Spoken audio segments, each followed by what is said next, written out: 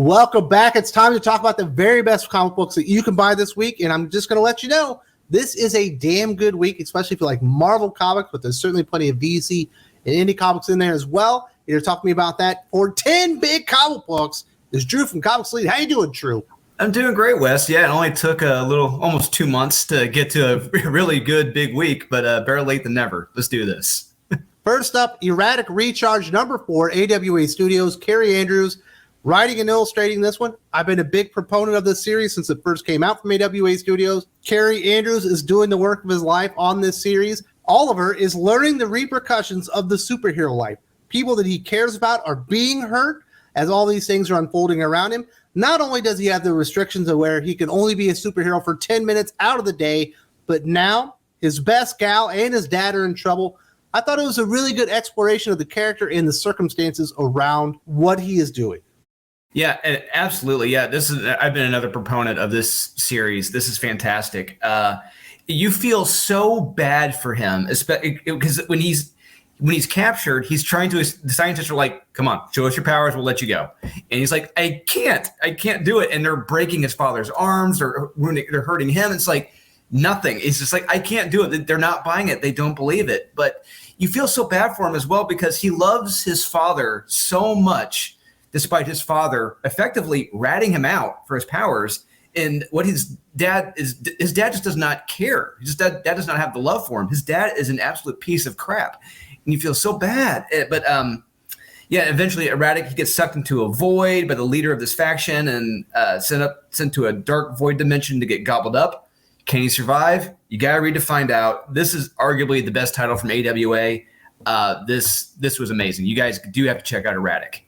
And it's the art as well. The story is very engaging. Love the characters, but it's the art that really puts this series over the top, in my opinion. Definitely be checking that one out. If you haven't, go back from issue number 1, and you're going to thank me. From Image Comics, you're recommending Little Monsters number 10, Jeff Lemire, Dustin Nguyen. The duo have been together for a very long time. It doesn't feel like Dustin Nguyen should be able to illustrate a vampire comic book, but even his very cute art works pretty gruesomely here. Yeah, absolutely. Yeah, his art has been terrific throughout this whole series. Just how he illustrates the children. He's able to illustrate the innocence, yet just illustrate the horror that they're capable of, which is very fantastic, which is terrific. But in this issue, what's great about it is that we get our little Rami. We see how he came to be, and he was effectively the first of the children. And we learn the truth about Rami as well as the other kids, why they are whom they are, why they haven't aged. It is all explained in this issue. This is the big issue right here. But will the character Rami tell the others or keep it all a secret? Will he lie to them about it? You got to read to find out. This is one of the best books from Image Comics. Please do check this out. Jeff Lemire is a terrific writer. Dustin Nguyen, terrific artist. This is a terrific team. If you like vampires as much as Drew likes vampires, there's another vampire comic book you might want to sink your teeth into. Bloodstained Teeth, number 9, also from Image Comics. Christian Ward and Patrick Reynolds. The art in this is absolutely trippy. It's like nothing you're going to see in comics. Yeah, absolutely. It's got a very, it's like, I guess you could say pop art style to it. And the way it's illustrated, the way it's colored as well. It's got a very unique color palette. All I'm going to say is the opening of this comic with Batman, this Batman 89 spoof, it is hysterical, especially with how the opening ended. If you're not laughing, if you haven't seen Batman 89, you're not going to get the joke. But if you have, you're going to love it. If you say it's not Batman 89, you are completely wrong. It is hysterical. This is a solid read from beginning to end. The cliffhanger, it's going to get even more interesting. We actually have stakes in this series now, both literally and figuratively. I love this. You guys do have to check this out if you love vampires. Bloodstained Teeth, number 9.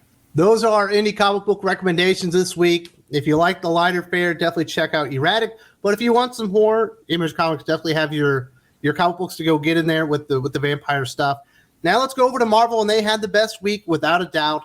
First up, we're going to recommend Ghost Rider number 11, Ben Percy, Dave Walker on art. This is a little bit more of a slow burn. You don't get a whole lot of story in here, but what you do get is a lot of characterization and reasons for why Ghost Rider, as well as Talia Warroad, I think that's what her name is, why they're doing what they're doing and why this story is moving where it's moving. I think it was a good time to put this in there. And I'm really surprised Dave Walker's art, because he is a fill-in artist here, but I think it might be better, or at least it's just as good. This thing is absolutely gruesome. Yeah, it really is, and they've kept that tone with the art, the gruesomeness of the series, which is good. And a lot of times when you do have a fill-in artist, we're experienced with it. The art is very jarring. It's completely different. It's like, why did you do this? But it wasn't that much different, which was great. He kept the tone the same, and that's the one big, huge compliment I got to give to this issue, is that they kept the tone of the art very much the same. But I call her the female FBI agent. I call her the girl with the dragon tattoo. It's just the first thing that comes to mind when I see her and how she acts with everything she knows. But yeah, it's a big explanation issue with the motivations, what they're doing. It was a good issue. It wasn't, in my opinion, it wasn't the best, but it was a good issue. They needed to explain some things. Please do check this out. Ghost Rider number 11. It's been one of the better series at Marvel Comics. It's right up there with Moon Knight and a couple of others that have definitely been worth your time and money as far as in continuity. But the best Marvel Comics have mostly been out of continuity or in continuity 30 years ago. Definitely recommending Joe Fixit number 2, Peter David Yildari Sinar on this one. I thought Spider-Man was just going to be there for the first issue. It turns out he's our point of view character, because I guess Joe Fixit, in a big mob battle with Kingpin, isn't really the good guy here. So Spider-Man is giving us our good guy perspective about the impending fight that's going to happen between Kingpin and Joe Fixit, the Hulk, this major league heavyweight battle within the Marvel Comics universe. And it turns out Kingpin is a little bit devious, and he's trying to create a chemical, like a drug, to really affect Joe Fixit. It's just a lot of fun. This is what we need from Marvel Comics. Yeah, exactly. This is the fun that we've all wanted. We've been wanting from Marvel. And yeah, Peter David just once again shows he's just riding circles around all these knuckleheads at Marvel. He's able to bring the fun. And I love how this comic opens. You got Spidey going up to Joe Fixit's suite at the casino, and Joe has his harem of women around him in bed, laid out, exhausted, and he's all like, "Hey, Spidey, make yourself at home. Drugs to the left, hookers to the right." And Spidey's like, "No, thanks. I'm good." But like I said, Kingpin's up to no good. He's trying to come up with something to change Joe Fixit's mind. I love it. Great cliffhanger, great dialogue, great art. This is just fun. Please do check this out. Joe Fixit number 2. You guys will not be disappointed. You know what's crazy? We have 3 more Marvel comics that we're going to recommend, and not one of them is in continuity, just like Joe Fixit. They're all either out of continuity or they're their own thing. Speaking of their own thing, Miracleman, the Silver Age number 4, Neil Gaiman, Mark Buckingham, essentially finishing the story that they started off a couple of decades ago. You're the biggest Miracleman fan I know, Drew, and you're absolutely loving this. You can't get enough. No, I honestly cannot get enough of this series. I cannot get enough of this is I know a lot of people love Neil Gaiman's his other DC work he's done. They love his Sandman stuff. To me, it's okay, his Sandman stuff. But for me, picking up right after Alan Moore left off, that's the hardest thing I can imagine someone will have to do. Neil Gaiman, he just knocks it out of the park. So what we get in this issue are some great discussions about God, belief, religion, life, meaning, purpose, superpowers, happiness, fulfillment. And one thing that's very interesting as well is that there's a scene in this between the Warp Smiths, which are the alien race overseeing humanity. And what's brought up is that despite the human race being blessed with these new godlike gifts and abilities, they're still incredibly juvenile and immature, very stunted with no growth. What makes it interesting is that if you get meta with that, that's how we, you, Wes, me, you, Doc, we're discussing the current crop of like X-Men titles at Marvel. I mean, all these mutants, despite having these godlike abilities and gifts and immortality, still act incredibly juvenile, immature, and selfish. And very meta. I love that. And of course, we still have the Dickie Dauntless on his journey of self-discovery with the Alan Moore stand-in in the mountains. And the next story, in the backup, we get Miracleman going through various stories of Dickie by Garagunza, hoping to find some iota of truth about him. Yeah, I can't recommend this enough. This is terrific storytelling. You guys do need to read this. If you want to see, arguably where deconstruction and reconstruction of a character started, this is where it was at, Miracleman. Definitely check that one out. And if you're an Avengers fan, I feel bad for you. The current crop of Avengers books just aren't very good. Nothing in continuity really works. We've got an Avengers event going on right now. It absolutely sucks and no one's excited for it. But we do have Avengers War Across Time, number 2, Paul Levitz of DC Comics fame, along with Alan Davis of just comic book legendary fame, teaming up on this one.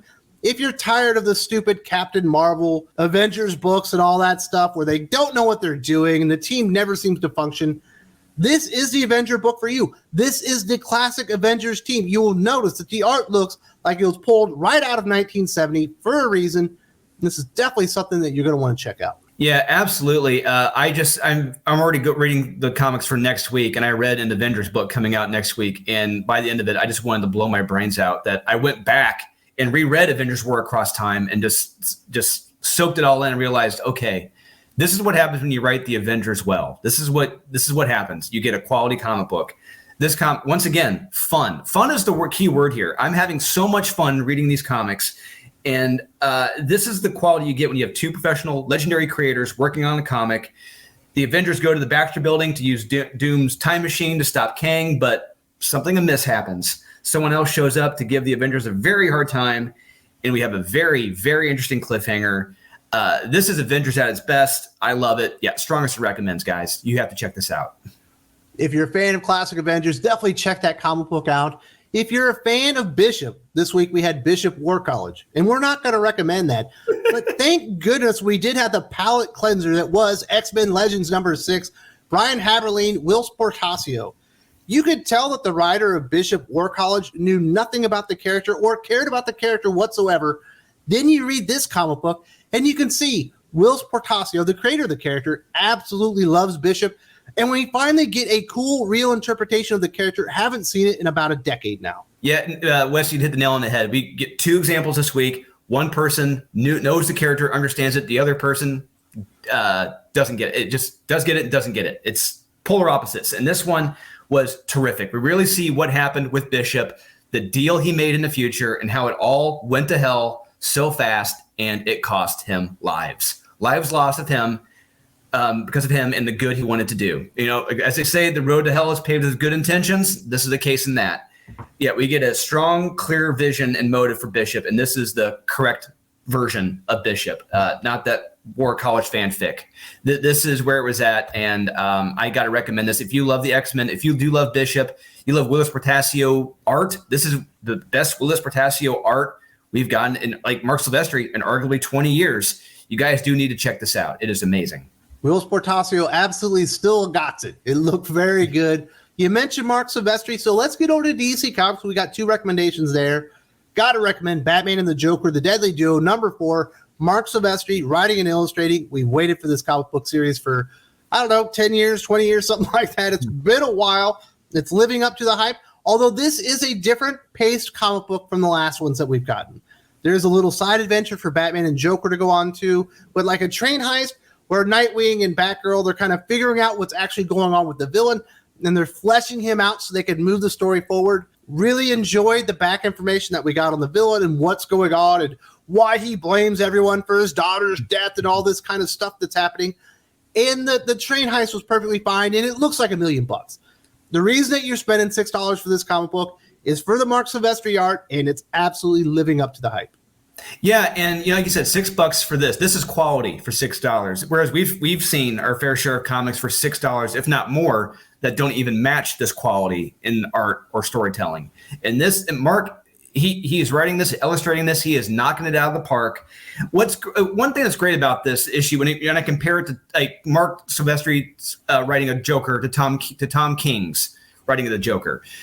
Mark Silvestri is able to ride that line very, very, very well between insanity, funny, and horror. He's able to ride that line very, very finely. Tom King can't do that. It's either one way or the other. And I love how the Joker is written in this. He is pitch perfect. And something the Joker does in this toward the very end of it, I'm not going to say what it does, but it makes sense. I enjoy. It's like when you see Batman's reaction, you see Joker's reaction. It's perfect. I cannot. This is the Batman book right now. If you're not reading this, I'm going to say it right now. You are wrong. If you think Tom King's Batman was the totes maze balls and bestest comic ever, you are wrong. This is where it is at. This is what you get when you have a talented storyteller and cartoonist telling a superhero comic book story well. Yeah, I have to. This was my highest recommendation of the week. Batman and the Joker, The Deadly Duo, #4. Please do read this, guys. If you like the Tom King Batman series, do not read this comic book because it will put hair on your balls. You might sprout some hairs out of your chest. And you're obviously not looking for that because you read the Tom King Batman series. So there is a lot of testosterone in that comic book. Our last recommendation, Flash 792, Jeremy Adams, Roger Cruz, part 3 of the 1 Minute War. He's fleshed out the motivations of the villains here. We've got the Flash family kind of regrouping to figure out what they're going to do to take on this threat. And then something wonderful happens. We actually had Impulse, and we had Kid Flash essentially steal the show. I love Impulse. And I kind of like Kid Flash. There's a better version of Kid Flash out there, but these two together was actually quite a hoot. It feels like Jeremy Adams gets who Impulse is. I'm a big Bart Allen fan, and I really enjoyed that part of it, and it really felt heartwarming. I liked it. Yeah, Wes, you hit the nail on the head again. They stole the show. They stole the comic. We've seen comics in the past where writers, they just don't understand how to write kids. They can't play characters very well off one another. Jeremy Adams, he nails it with these two. They play so well off one another, and their dialogue, their banter back and forth with one another. It is perfect. I enjoyed it. I loved it. He nailed it. And and by the end, at the very end of this comic, they make a very interesting discovery after they conduct a little heist. And it's got me wanting to come back for the next issue. And it's got me looking forward to hopefully we get more Kid Flash and Impulse banter in the future because he nailed it. This is like some of the best playing off of one another I've read since Mark Waid's take on the characters on the Flash. This is some very good stuff, guys. Flash 792. Please do check this out. Definitely a bounce back for the 1 Minute War after the anthology special, which was okay. It certainly fleshed out the villains, but it was skippable in my opinion. For the most part, Jeremy Adams delivers quality. He does that this week, and those are our comic book recommendations. There's a lot of great recommendations in there. I hope you read most of these already. And if you haven't, you're able to get to your comic book shop and get a couple of copies of these really great comic books. Drew, do you have any final words? It's Super Bowl weekend. I'm taking Kyle down. I'm doing it for you, brother. I appreciate that. Thank you. Yeah. So my Super Bowl picks for the for tomorrow are it's going to be 42-30 Eagles over the Chiefs. You're not coming back on the channel. I hope you enjoyed all these wonderful recommendations. And if you want some more content here from the channel, I've made like 2,000 and something videos. We've had 10 million views at this point. That was absolutely insane. This is what YouTube has decided after studying what you've watched and I've created is the perfect video I ever created directly for you. This is perfect for you. Definitely check this out right now for some more Thinking Critical YouTube.